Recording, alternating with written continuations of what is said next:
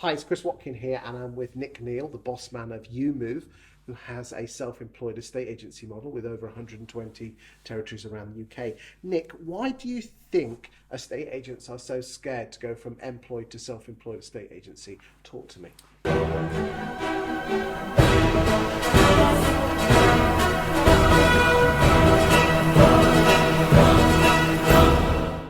It's a very good question, and I think you could argue it's not just the estate agency where people are scared to go self-employed. I think that happens in lots of industries. You know, whether you're an apprentice plumber, you could go off and do it yourself, or an electrician, whatever else it might be. I think people are generally scared to branch out on their own because they haven't done it before.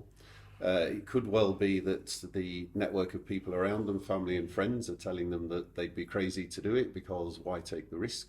It could be that they just don't feel that they have the right experience, or, and probably most commonly, they're tempted to remain in employment with just that little bit of extra salary or promotion or whatever it might be from their current or alternative employer.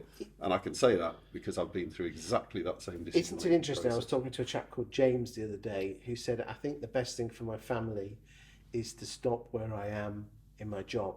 And I turned around to him and actually said, your family will know if you're being miserable as sin in the job you don't want, getting drunk at the weekend to numb the pain. When in reality, you know, he was used to giving the kids gymkhana lessons and nice holidays. They've got to go without. Did you have to go without when you made the jump? Of course you do. Now, our old CEO, Ian Wilson, you know, he said the first year of starting your own business, you have to be prepared to live off beans on toast.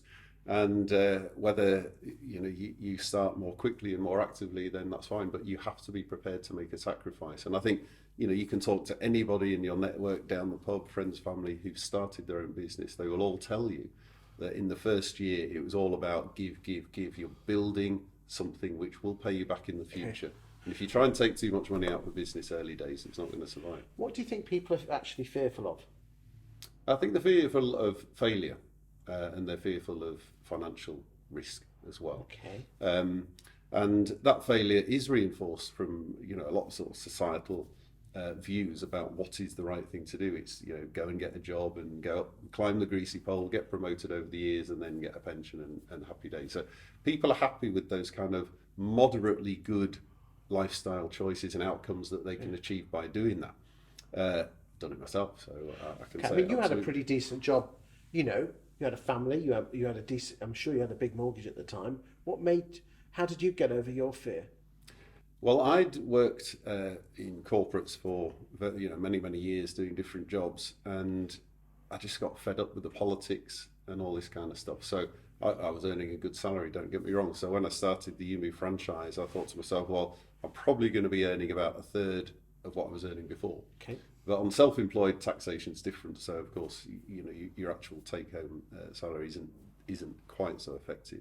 But there was that nagging doubt at the back of my mind that can I really prove to myself, more so than anybody else, that I can run a business? And that was that final kind of straw that I just had to prove it to myself. Do you think people are actually fearful of what other people will think about them if they do fail? Yeah. And that is the crux of it. Yeah. And I mean, we all love to deride estate agents in this country, don't we? So, I was coming from an occupation where I was, commercial director of a sort of UK-wide organisation. So traditionally, that's quite a good job. And then all of a sudden, I said I'm going to be an estate agent. Were you happy in your decent salary? Were you happy, or was there some form of unhappiness that made you move? Well, working away a lot, so you miss time with the kids, and there's a lot of travel time. It's busy. There's a lot of stress. There's always somebody wanting to know, what's going on. There's targets to hit, budgets to do, the employee issues to worry about. So you do that for many years. So I did it up until the age of about 43 or something, from my early 20s. So that's a good stretch. And you get a little bit fed up, and when you get to sort of 40s, 50s, you kind of think, right, I've got another 10, 20 years of work life, what am I going to do? And I want to feel happy and satisfied that I've actually done something on my own to get. How did you broach the subject with your wife that you were basically wanting to give up the decent cars and the decent holidays and put it all on the line? It's a very good question. I think anyone that goes into business has to have a supportive family around them. And my wife said, if that's what you're going to do, let's do it. So she'd always trusted that the decisions I'd taken had worked out quite well, because, you know, every time I changed my occupation from one employer to another, things got better. So, you know, we'd had this kind of process of taking incremental steps through our sort of life. And this was a time where, yes, we had a reasonably secure personal situation, and it was time to do something on my own. So she was very supportive. And Surely she had some fears though. Well, a little bit. I mean, she was already self-employed as a mortgage broker, so she'd already kind of done it herself. So, yeah, a little bit less fear, I suppose. But you do need to have support of your family and friends around you, that's for sure. What advice would you give to people on trying to get that support? I'd be honest with folks around you, those people that you know and trust and whose opinion you value, to explain to them why you want to do it. And if they're going to support you, they'll support you. And if they're not, it'll become evident very quickly. And those people that are really super successful will just have that passion and self-belief that they'll do it anyway. But you need to know whether you've got that support, because what people say to you along the way will influence your thinking unless you understand what their agenda is.